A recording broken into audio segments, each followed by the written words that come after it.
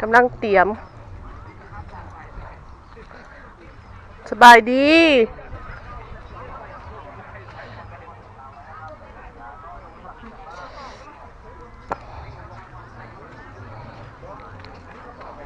แม่สามอย่ารับได้อย่านอนได้ก็เลยไปแห่จะมาสวยปะอันพัวเขาอยู่หันเพิ่นสิไปซื้อเครื่องอันนั้นเก็บไปดองเขาพักให้อ๋อดองไผเจ้าแต่งงานวะบ่พี่น้องโอเคพัวเขาอยู่หันแหละค่อยสิบอกเพิ่นก่อนโอเคเพิ่นเลยบ่เรื่อยบ่คืออ๋อ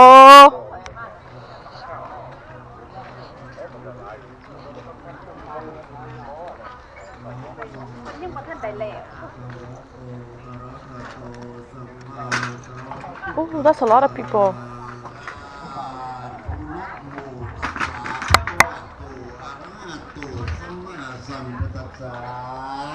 นะโมตัสสะภะคะวะโตอะระหะโตสัมมาสัมพุทธัสสะอะระหังสัมมาวะรุสาวะทาเวระมณีสิกขาระมณีสิกขาปะตังสมาธิการสบายดีจูลี่ This is Miss Julie บังจุยเห็นแม่งามหลายเด้อ You look good แม่เห็นแม่งามงามโอเคเป็นงามๆแล้วยิ้มบานๆยิ้มเขากล้องจะมักสีฟ้าบ่มีสีอย่างนะจ้อยให้เบิ่งนะสีเขียวไหมอันนั้นสินเจ้าสีอย่างเนาะอ๋อสีดำบ่โอเคคันค่อยเดี๋ยวค่อยใส่สีพิงค์ให้เฮาเอาสีอะไรจ้อยสีพิงค์บ่ It can go with pink อ๋อตอนนั้นเนาะเป็นตะหักเนาะกระเป๋าอันนี้นี่บ่แม่นกระเป๋าธรรมดาเด้เพราะว่าเขาเจ้าเฮ็ดกับอันนั้นนี้แม่นhandmade ลายมือหยิบสานมืออ๋อ handmade and it's the same thing เขาเฮ็ดอันนั้นติ๊บเข่ามันบ่ติ๊บเข่าหวดเข่า This is the pink one อย่าสไปคุกเลยก็พอคิวเนาะอันนี้ก็เลยแล้วก็มันปนกันกับอันนามสิ้นคือกันอันนี้ก็ได้ผ้าสิ้นเพิ่นเฮ็ดนะ Yeah very cute very traditional วันอันนี้เหลือสีเกรย์หน่วยนึงเท่าไหร่ก็หน่วยนึง40 ดอลพอพังพุ่นแหละเวลาเขาไปสู้ควรขั้นของอเมริกานี่เขาขายแพงก่อนหันแบบอันนี้นี่แต่ว่าเวลาใส่กระโดดอีกได้นี่บ่แม่นง่ายอย่ามาเอาเด้อกระเป๋าอยู่หันแนทเด้อนี่เด้อหลังจากนั้นเฮาก็สิมีของแก้มคือกันมีเอ็นก็อันนี้เด้ด้อยว่าตัวนี้บ่ได้ทงนี่ด้อยหมดนี่ซิมมึงแม่อ้ายแซ่บแซ่บเนี่ยเอาเลย you taste อย่าแม่ค้าใจดีให้ซิมเองเพราะมันกี่แล้วหั่นน่ะ It's for try now ให้เห็นเจ้าอันนั้น taste sample นั่นอร่อยกินกับเบียร์ก็แซ่บอีก It goes good with beer แซ่บอันนี้ไม่ของแก้มหมดอันนี้นี่จุนี่บ่เพิ่นกินข้าวเผาโอ้จุกแม่เขากินข้าวเผาแม่นวะโอเคเขาบ่ซื้อมาข่อยแล้วเขาซื้อให้ตัวแม่ตัวแม่บ่โอ้กรอบดีในตู้นะอย่าอันน่ะถ้าเจ้าเอาไปกับแก้วเมื่อกี้ก็เผามันแล้วกินข้าวแม่นแม่นนะเขาบ่กินเขาซื้อให้เพิ่นอย่าแล้วมันก็สีมันอีกมันก็มีวิตามินอีกให้แล้วอย่าเขาจะมาอีกทำแบบก็แม่นหั่นน่ะกินกับข้าวแห้งดีเอาส้มหมูส้มซีนน่ะไปตอนเรากินส้มบ่ได้เจ้าคือขายส่งอยู่ในพวกแมวบ่โอ้คอลิโทสันอันว่าเขาเช็ดโก้ได้ร่างกายถ้าเขาสั่งแล้วได้บ่ด้วยน้องซาใต้เขาเฮ็ดเองเนี่ยค่ะบ่ได้สั่งมาขาย These one are the functional one We are Early We're not alkies What's the difference, Paulo? มันต่างกันจังได๋ Okay, functional drunk. You still keep composed your job, your daily life, but you like beer. So just to chill, right? Just to relax. Relax, chill. Yeah. แบบบ่ได้อันนั้น You're not hiding it from anyone. แบบบ่แม่นขี้เหล้าสิต้องได้ไปปัว Right. Alcoholic is like you hide it. แบบกินแบบม่วนซื่อๆOne. มาสิถ่ายไปเรื่อยๆเด้อ กินสมูอายเขาใส่ไปอยู่ No excuses, okay? That's what we are. Functional drunk. นางคงจะมี functional drugs โอเคสบายดีไหมพรอยู่ใส่ก้อยอยู่นี่ดิบัดเที่ยงแม่นถึงบัดเที่ยงแม่นอ่ะเขาเรียกอย่างน้อ อันน่ะกฐินสามัคคีเด้อวันนี้มาทำบุญนำกันเด้อพี่น้องเด้อ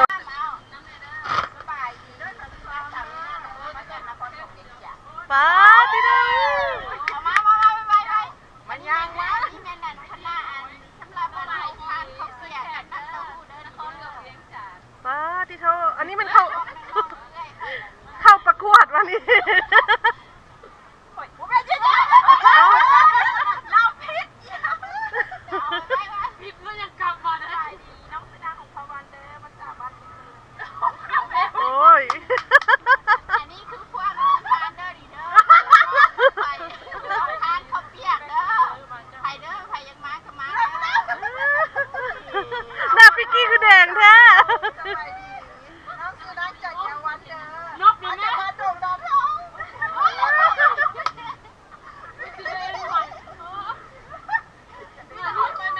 นี่จะคนอ่อยวัวอ่านแค่เดียวก็คืออะไรจากโปเกมอน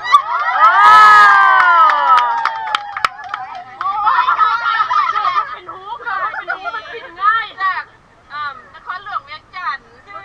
มาปิดจอย โอ้ บ้านไผ่หันขั้นไผ่เมื่อแล้วจะถ่ายบ้านไผ่เมื่อทุกคนสนามบินวันไต่ เปียกมีอย่างไหนมีมัดครบมัดนี่เขาเปียกนี่ที่ซิซีให้เบิ่งนาทีเด้อหมอบางเยอะหมอกันเลย Look at that pot guys Let me see มีโอ้ยหมูสามสั้นอีก Look at this เบิ่งกันได้จ้อยหมอซื้อจ้อยหมอนี่ เด้นี่เด้จอยพุ่นจะมาหาแต่ว่า เบิ่งใครให้เบิ่งให้เบิ่งเนมปาติโทนี่หอมอีกไข่กะหอมตึ้ง โดยอยากกินอะไรจ้าอะไรเด้อ เสิร์ฟแล้ววะ กระเปียกเขาว่ามาซูเปอร์เดลิเชียส อันนี้ก็เลย super delicious ว่ะ เดี๋ยวน้ำมันเก่าๆผมอยาก แม่ไข่กับมะฮุ่มหม้อเขาเปียกนี่เนาะ unbelievable ตักบาทให้เด้อ ไทยเอาเด้อ แล้วเขาจะไปบัตรเผ็ดน้อยนึง เอาซะ เอ้า มันจะงามมันจะ ไปถ่ายคอยกันน้ำก้นจะได้หันเดี๋ยวถ่ายไปกันถ่าย ข่อยไทยซูซี่ข่อยไทยเขา ย่า Yeah, lady, she make live sushi. look at this แล้วขายดีบ้าง แม่ไข่กับมะฮุ่มถ่ายแต่เขาเปียกนี่แหละรับพิษบอยใครจองนี่คนจองหรอวะไม่ หลายพี่เด้จะคือจองใบเสร็จใจไม่ได้ใบไทยก่อนเนื้อเป็นย่างตัวเอาเด้อ I think this is the spot แม่ไข่กับมาถ่ายแต่เขาเปียกนี่แหละ เช้าเด้มาเนี่ย เอามาเผาไม่เกี่ยวกับอะไรแล้วนี่ ไทยน้องสาว เอาเสื้อแรกเสื้อผ้า บอกนึกว่าบักหลายยัง นี่ขัว บักหลายไม่กินกระเบียด บักลามากินข้าวเปียกเด้อเหรอ ค่ะมากินนมเต้าหู้ มาอย่างก็ นมเต้าหู้มากินน้ำเต้ามากินน้ำนมเต้าหู้เด้อ service เลยนะ full service เลย นี่ก็โดนเช่นกันผสมไป donation เด้อนี่เด้อมันพยายได้กันนะแซ่บว่าแม่นอันเจ้าว่าเห็ดนี่ นี่แหละ จังพอเบิ่งคือแซ่บ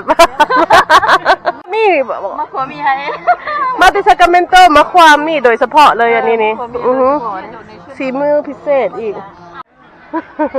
มาเด้อมากินข้าวเปียกเด้อไม่สามกันสิไปตักบาทแล้วยิ้มเด้อมากินข้าวเปียกเด้อนี่เด้อ